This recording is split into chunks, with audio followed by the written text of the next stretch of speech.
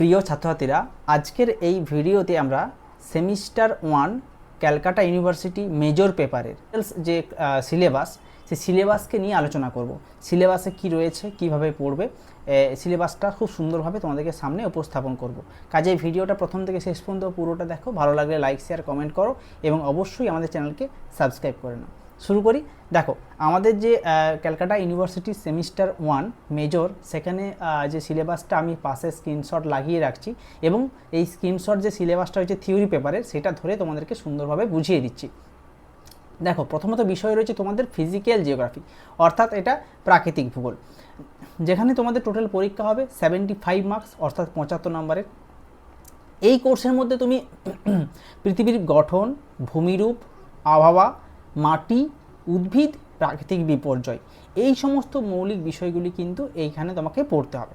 যেখানে ইউনিট 1-এ রয়েছে কার্টোগ্রাফি, অর্থাৎ মানচিত্রবিদ্যা, যার মধ্যে রয়েছে ইউনিট 1-এর 1 নম্বর টপিক স্কেল ও প্রজেকশনের ধারণা এবং ব্যবহার। যেখানে স্কেল বলতে মানচিত্রে দেখানো দূরত্ব এবং বাস্তব দূরত্বের অনুপাতকে স্কেল বলা হয়।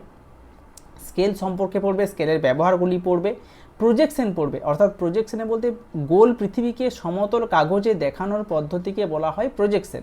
এই প্রজেকশনগুলি তুমি এখান থেকে পড়তে হবে বেশ কিছু।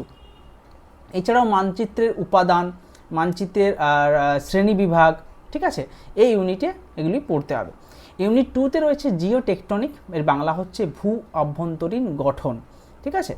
যেখানে ইউনিট 2-এর 2 নম্বর টপিক রয়েছে সিসমিক ওয়েব ও ইন্টারনাল স্ট্রাকচার, অর্থাৎ এখানে রয়েছে তোমাদের ভূকম্পীয় তরঙ্গ, অর্থাৎ ভূমিকম্পের সময় যে তরঙ্গগুলির সৃষ্টি হয়, যেমন পি তরঙ্গ, এস তরঙ্গ, এল তরঙ্গ, এগুলো।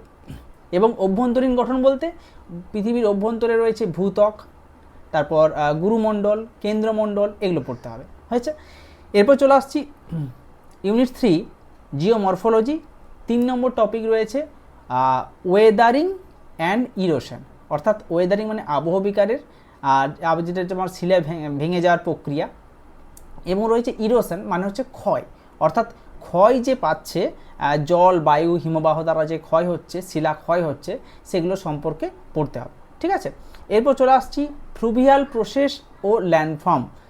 ফ্লুভিয়াল প্রসেস মানে জানো, নদীর কাজের 3 ধরনের কাজ হয়: ক্ষয় কাজ, পরিবহন এবং সঞ্চয় কাজ। এই 3টে কাজের ফলে কি কি ভূমিরূপ তৈরি হয়, সেইগুলো তোমাদেরকে ভালো করে পড়তে হবে চিত্রসহ।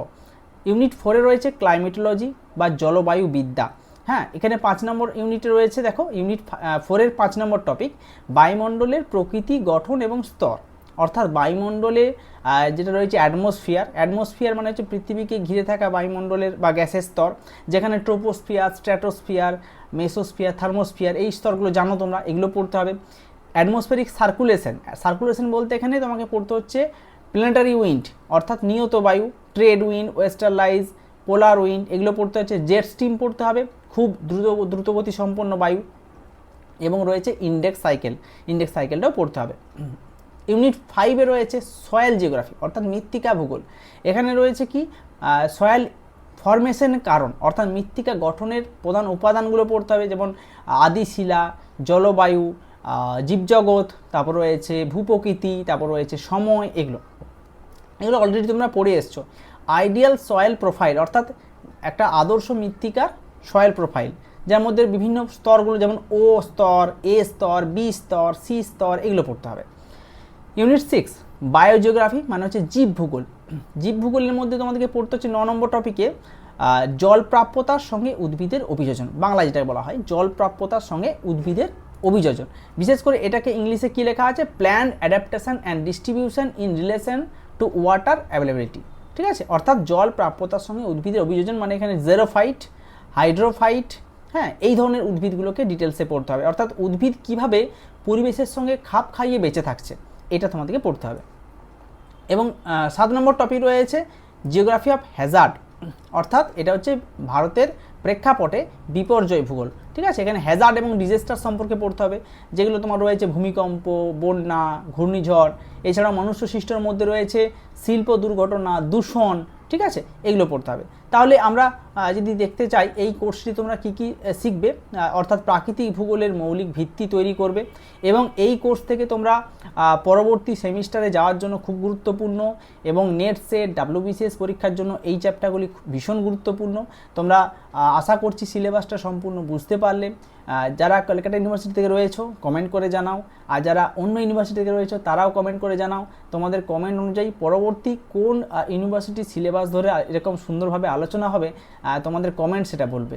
তুমি যদি কমেন্ট করে জানাও তাহলে পরবর্তীকালে তোমার কমেন্ট অনুযায়ী আমি উত্তর দেওয়ার বা সেই অনুযায়ী তোমাদের ভিডিও করার চেষ্টা করব। কাজে ভিডিওটা সম্পূর্ণ দেখার জন্য অসংখ্য ধন্যবাদ। চ্যানেলটাকে সাবস্ক্রাইব করে রাখো, লাইক করো, শেয়ার করো। ধন্যবাদ।